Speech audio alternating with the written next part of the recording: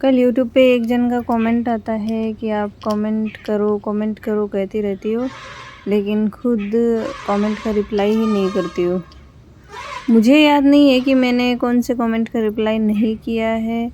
मेरे से जहाँ तक होती है बेस्ट पॉसिबल वे में जितने भी क्वेश्चंस आपके होते हैं, अपनी तरफ से जितनी भी हेल्प मुझे करनी होती है मैं करती हूँ।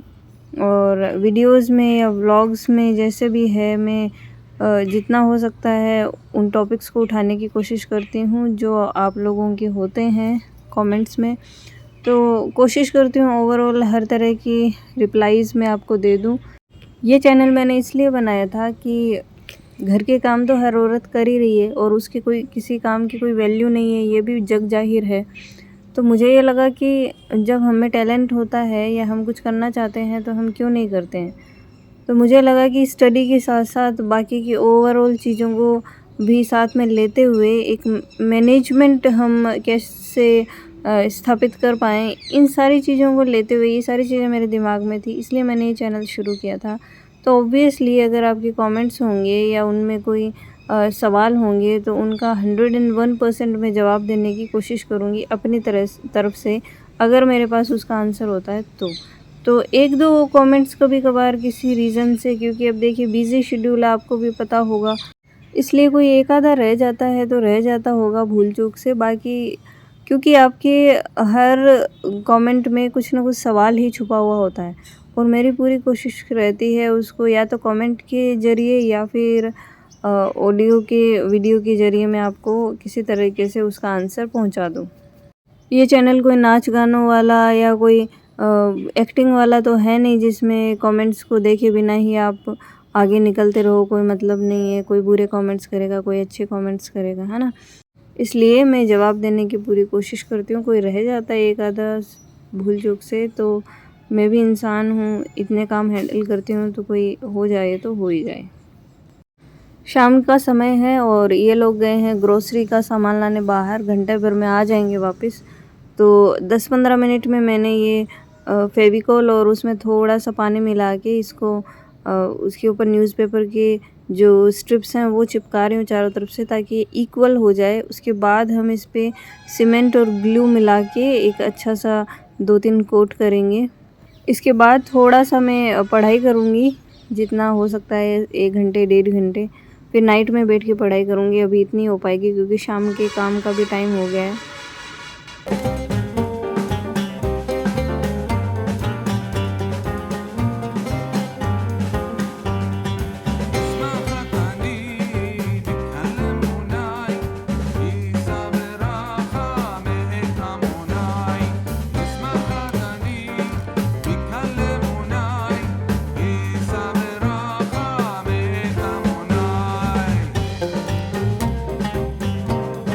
अब आ गई हूँ मैं अंदर, ज्योग्राफ़ी पढ़ूँगी और उस सबसे पहले टाइमर सेट करना बहुत ज़रूरी है ताकि हमें नेट स्टडी हमारी पता चले। और ज्योग्राफ़ी में मैंने फ़िज़िकल डिवीज़न का रिवीजन आज ख़त्म कर लेना है, मतलब हो ही गया है ऑलमोस्ट। इसके बाद दूसरे टॉपिक्स शुरू करूँगी। कल मेरे को एक बहन ने कमेंट किया था और इससे पहले भी काफ़ी कमेंट्स आए थे कि राजस्थान की ज्योग्राफी हम कैसे करें, जो अपडेटेड चीज़ें हैं उनके हिसाब से करें तो कहाँ से करें। तो देखिए, अपडेटेड चीज़ों के हिसाब से आपको बहुत ज़्यादा डिफिकल्टी नहीं आने वाली है। भूगोल जैसा है, ज्योग्राफी जैसी है, उसको आप वैसा ही पढ़िए जैसा अब तक पढ़ाया गया है, ज़्यादा उस लफड़े में मत पढ़िए। अब जैसे ये हो सकता है आप खुद भी अपना अगर कॉमन सेंस यूज़ करें तो बहुत सी चीज़ें आप अपने आप से कर सकते हैं। कि जैसे ये राजस्थान का मैप है जो मैंने निकाल रखा है, आप भी कहीं से निकलवा सकते हैं। बुक्स के ऊपर भी जो न्यूली जो बुक्स हैं लॉन्च्ड, उन बुक्स के ऊपर भी जैसे आते हैं, जैसे ये वाला मैप है, तो ये जिला दर्शन वाली जो लेटेस्ट है जिसमें नए जिले बने, तो उसके हिसाब से ये बुक बनी हुई है, तो इसमें ये पूरा मैप दिया गया है। तो आप ये भी कर सकते हैं कि आप उस मैप को सामने रखिए और जब भी आप बाउंड्रीज पढ़ेंगे, भाई सबसे पहला अगर आपको ज्योग्राफी पढ़ना है तो सारे टीचर्स ज़्यादातर यही फॉर्मूला फॉलो करते हैं कि वो क्या करेंगे, सबसे पहले आपको राजस्थान का जो इंटरनेशनल बॉर्डर है ना, इंटर स्टेट्स जो बॉर्डर है वो सारा बताएंगे, बाउंड्रीज बताएंगे, कौन से राज्य है राजस्थान के, कितने जिले कौन से राज्यों को टच करते हैं, कितने राज्यों से हमारा जो राजस्थान वो घिरा हुआ है। तो बेसिकली वहीं से शुरू करते हैं। तो आप राजस्थान का मैप रखिए, फिर आपको जैसे जैसे वो एक्सप्लेन करते हैं आप उसको थोड़ा एनालाइज करते जाइए। जैसे उन्होंने आपको बताया कि इंटरनेशनल जो बॉर्डर है वो उसको हमारे 4 जिले शेयर कर रहे हैं। तो पहला हो गया बाड़मेर, फिर जैसलमेर, फिर बीकानेर, फिर गंगानगर। अब तक यही था, लेकिन अब अपडेटेड में क्या हो गया वो आपको इस मैप से पता ही चल जाएगा। भाई गंगानगर के बाद अनूपगढ़ भी तो आ रहा है, तो पहले 4 जिले थे, अब 5 हो गए। ऐसे ही अगर आप हरियाणा बॉर्डर पे देखेंगे तो इधर खैरकल हो गया, नीम का थाना हो गया, इधर दुदू हो गया, ये कई डीग हो गया। तो ये कई ज़िले हैं जो अब हरियाणा बॉर्डर को शेयर कर रहे हैं। एमपी वाले में कोई खास चेंज नहीं आया है। इधर नीचे अगर आप देखो तो जालोर से अलग होकर सांचौर बन गया है ना। तो अब जालोर है वो अंदर रह गया थोड़ा, हालांकि उसका बॉर्डर टच हो रहा है गुजरात से। तो इस तरीके से आप एनालाइज करके भी उन चीज़ों को पढ़ सकते हैं। और फिर भी मैं आपको एडवाइस करूंगी कि एक बार जो पुरानी चीज़ें हैं उन्हीं को पढ़िए। अपडेटेड जैसे ही आएंगी, मतलब जो भी अपडेटेड चीज़ें टीचर्स पढ़ाना शुरू करेंगे क्योंकि मैं ऑलमोस्ट ब्लॉग्स बना ही रही हूँ डेली, तो जैसे ही अपडेटेड कुछ भी आएगा, या यहाँ भी हमारी फैमिली में इसमें कई भाई बहन हैं जो स्टडी अच्छे से कर रहे हैं, तो जैसे ही आएंगे वो खुद आपको इन्फॉर्म कर देंगे कमेंट्स के जरिए। तो आपको वो सारी इन्फॉर्मेशन आपको मिलती जाएगी। आप तो तैयारी करिए। अब अपडेटेड वाले में क्या, वो बहुत ज़्यादा कुछ चेंज नहीं होने वाला है। तो आप पहले बेसिक वो जो पढ़ाया हुआ था उसको पढ़ लीजिए। उसकी ज़्यादा लफड़े में मत पढ़िए कि नया वाला पढ़ाएंगे कोई तब हम पढ़ेंगे। या तो आप ऐसा करिए, इतना ही अगर आपको वेट है तो फिर आप दूसरे सब्जेक्ट्स कवर कर लो एक बार, उसके बाद ज्योग्राफी उठा लेना, जैसे 1-2 महीने बाद रुक के, क्योंकि जनवरी या फरवरी में भी एग्जाम अगर होता है तो अभी अपने पास 3 से 4 महीने हैं। तो आप पहले कोई अदर सब्जेक्ट पढ़ लीजिए जीके का, उसके बाद आप महीने 1.5 महीने में जैसे ही, अब वैसे टीचर्स अपडेट करवा तो रहे हैं, पर मैं आपको वो नहीं बता सकती टीचर जो कम्प्लीटली अभी वाले के हिसाब से जिन्होंने क्लासेस करवा दी हो। ठीक है, तो एक बार आने दीजिए, महीने भर और वेट करिए, 15-20 दिन, महीने भर और वेट करिए, आ जाएगी धीरे धीरे। क्योंकि अब जैसे अभी कल आरएस का पेपर है, उसके बाद में हमारा एपी वाला जो एग्जाम है वही टारगेट रहने वाला है हर कोचिंग संस्थान का। तो वो जरूर आपको करवाएंगे, तो उनको शुरू करने दीजिए। जैसे ही मेरे पास में इन्फॉर्मेशन आएगी, मैं देखती रहती हूँ कौन से इंस्टीट्यूट वाले टीचर्स है वो अच्छा पढ़ा रहे हैं या कौन से क्या कर रहे हैं, तो मैं आपको इन्फॉर्म कर ही दूंगी। ज़्यादातर ब्लॉग्स में मैं आपको इन्फॉर्म करती हूँ। वरना यहाँ पे भी जो भाई बहन है उनको जैसे ही पता चलेगा वो भी कमेंट्स के जरिए आपको इन्फॉर्म कर देंगे, तो कोई टेंशन की बात नहीं है। और अगर फिर भी आपको अभी ज्योग्राफी पढ़ना है तो पुराने वाले हिसाब से पढ़िए। जो चीज़ें आपको मैथ के थ्रू खुद से समझ आ जाती है वो तो खुद से ईजिली पता ही चल जाएगा। नहीं समझ आती है तो आप पुराने वाले हिसाब से पढ़िए। जैसे ही आएगा कोई अच्छे वाले टीचर्स जो पढ़ाएंगे उनके बारे में आपको इन्फॉर्म कर दिया जाएगा।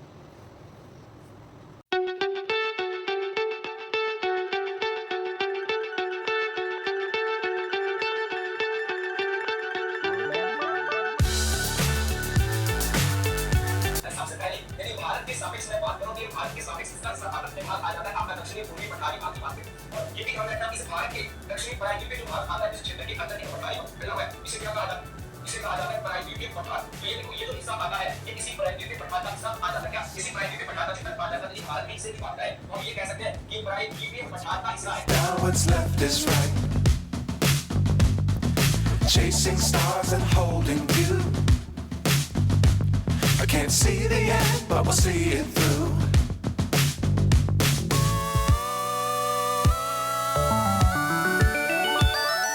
Flying, get on board. We're smiling on top of the world.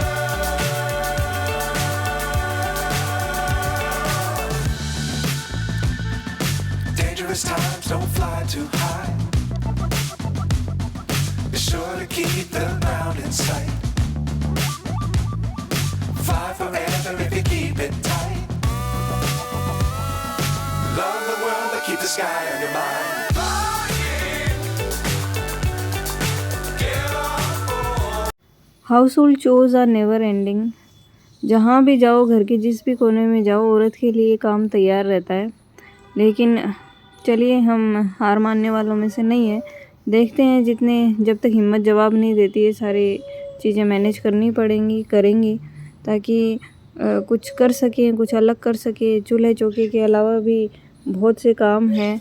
केवल घर में पड़े रह के माइंड को एकदम कंजेस्टेड बनाना और पुरानी वाली औरतों की तरह सोचते रह जाओ, घुटते रह जाओ अंदर ही अंदर, ऐसी ज़िंदगी से बेहतर है कि अपने लिए संघर्ष करो, अपने अस्तित्व के लिए संघर्ष करो। क्योंकि घर में अगर रह के चूल्हे चौके बर्तन ही करते रहेंगे तो आदमी आगे भी यही कहता रहेगा, और घर की औरतें भी आगे भी यही कहती रहेंगी कि तुम लोग कुछ भी नहीं करते हो, पड़े रहते हो, ये वो दिस दैट। तो बेटर है कि अपने भविष्य को खुद बनाइए। इसके लिए आपको संघर्ष तो करना ही पड़ेगा। मिलती हूँ आपको नेक्स्ट व्लॉग में। Till then, bye bye, Radhe Radhe, जय श्री राम।